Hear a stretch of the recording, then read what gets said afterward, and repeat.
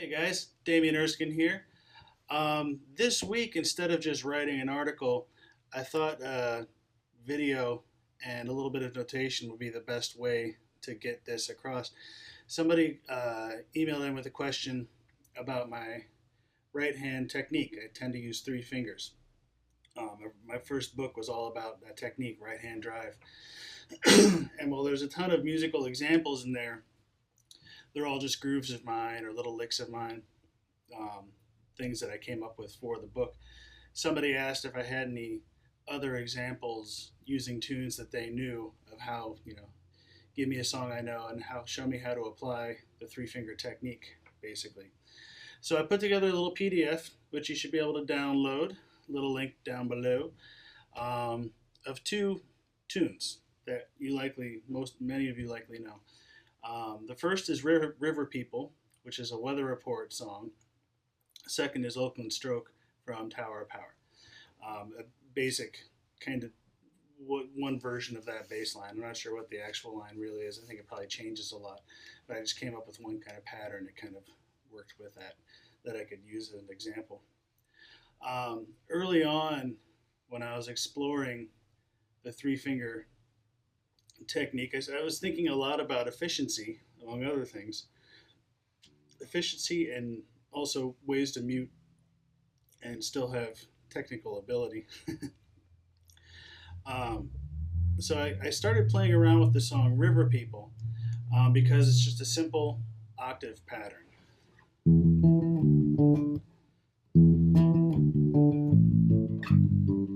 So it's E, D, E, D, A, G. That's the basic part of the line. It's pretty quick in the original, but it's just 16th notes, too low, too high, too low, too high. And I thought that might be an interesting song to play around with because my biggest problem with that song was how much my hand had to jump around once you got it up to speed. The original version is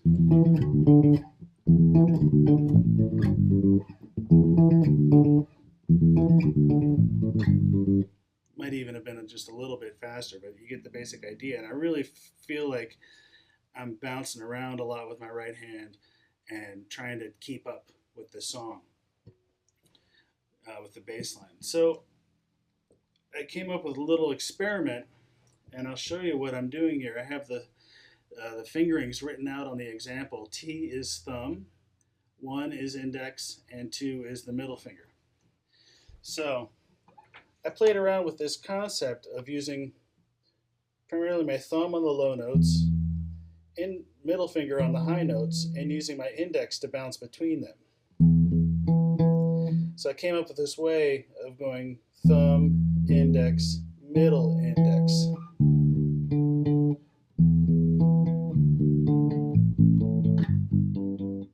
Which allowed my hand to stay in one position. The trickiest thing about that was the fact that now, instead of just my fingers always moving in one direction, now I'm kind of going back and forth.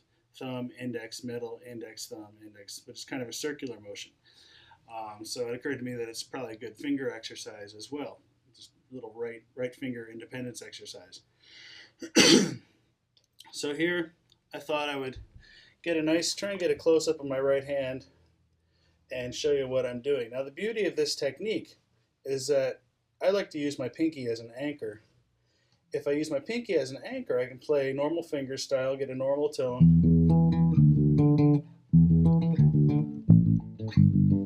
Or I can still use that technique and palm mute.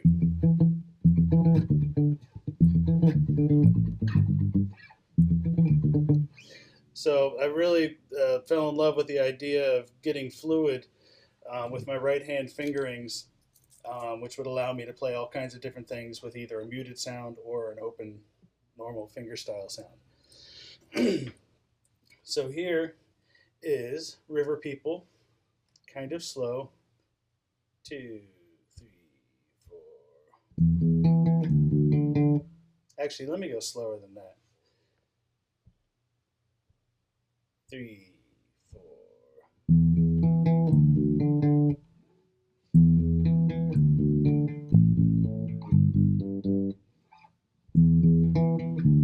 Sorry, space out there.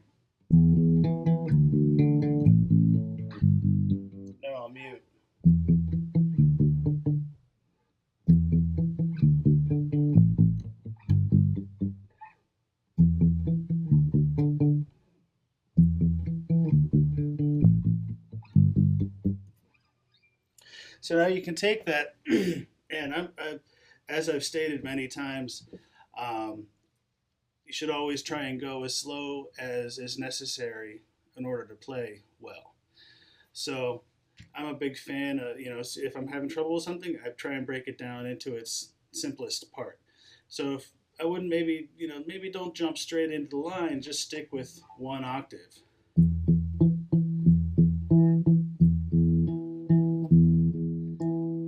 Thumb, index, middle, index, thumb, index, middle, index. And there's nothing wrong with staying right there on those two notes, nice and slow, until you feel like your hand's getting a little more comfortable. And then you can slowly speed it up. Sometimes I'll speed up until I can't play it anymore, find my breaking point. That's about as fast as I can do it right now. So I might back it off from there just a hair and try and stay there for a while. I'm feeling pretty good with it, so maybe.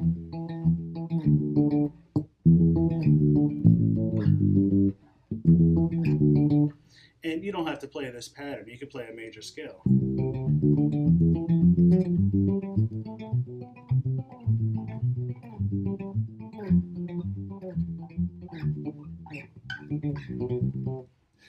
Goofed it up there.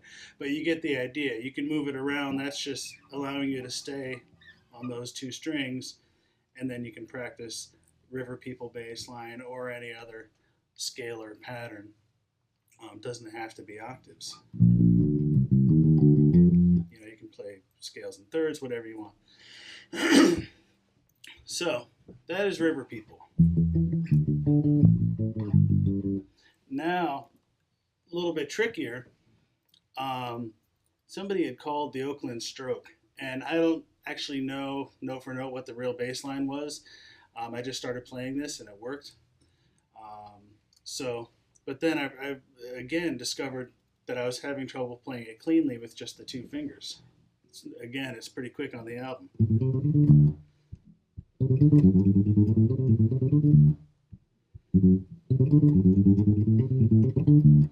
I don't know if you can see, I'm automatically using my thumb for the low note because it's so ingrained into my right hand technique. But it's another type of line. It's moving quickly, it's moving around, and my hand is jumping around. So I started doing this pattern without realizing I was doing this pattern. I just thought, let me see if I can use three fingers, and my hand automatically kind of did this. So I wrote it down because, again, I thought it was a good finger exercise. So starting very slowly, I'm going to go thumb, 1, 2, 1, 2, 1, thumb. So again, it's a kind of unfamiliar pattern, most likely. And my middle finger is only ever, I play this starting on the 10th fret, starting on the 12th fret of the A string.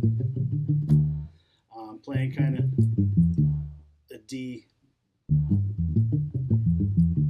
kind of pentatonic shaped box from the 10th fret on the E string. So starting on the 12th fret of the A string, my middle finger is only ever going to play the D string. My thumb is only ever going to play the A string, E string and the A string. Let me show you what I mean. So thumb, index, second index, thumb. And now at this point, I bring my thumb up to the A string as normal finger style. Instead of doing, I use my thumb and index finger because it allows my hand to stay in one position.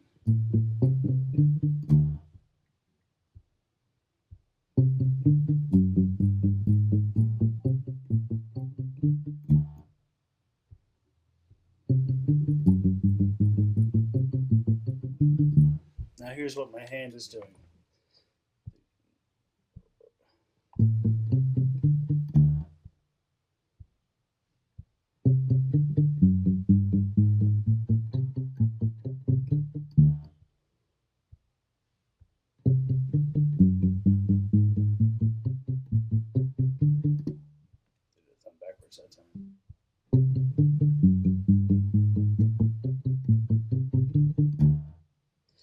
Now this might feel a little bit awkward because in places it feels like we're leading with our middle finger, middle index, middle index.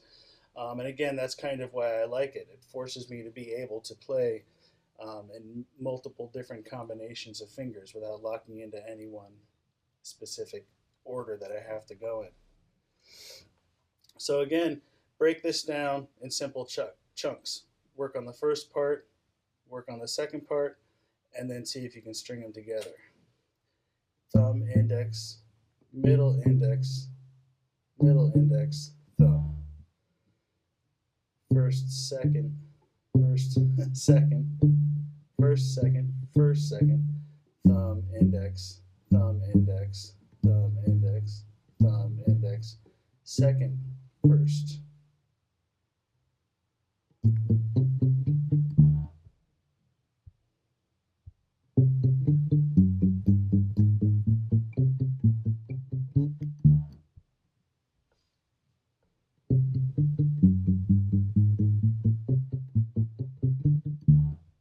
Speed up a little bit.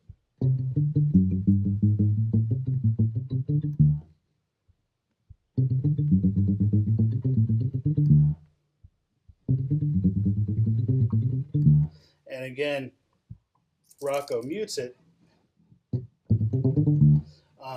So I naturally went to the palm muting version of this technique, but you could also anchor with your pinky for my taste.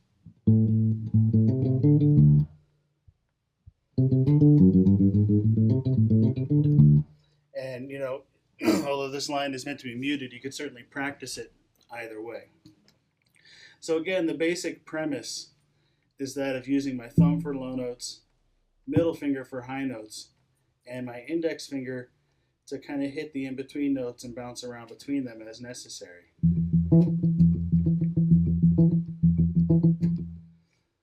I just made that up. That was thumb, index, thumb, second, first, second.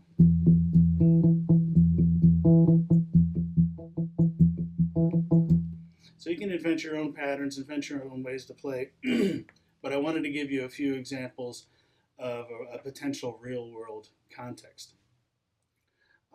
Sorry if I'm a little spacey. I've had rehearsals and lessons and transcribing for gigs all day long. I've been going for like 7 hours and kind of scatterbrained, but I wanted to get this out to you guys while I had the chance. So 3 fingers, thumb on the low notes, middle finger on the high notes, index finger in between. River People is a perfect place to start. Oakland Stroke type line that's there is probably a little more advanced, might take you a little longer to lock into it. But these, in addition to all the examples I have in books and past lessons, should give you a pretty good place to start with playing around that with that idea. So I hope some of you found that helpful. Feel free to ask any questions you have, and I'll try and answer. And thank you for checking it out.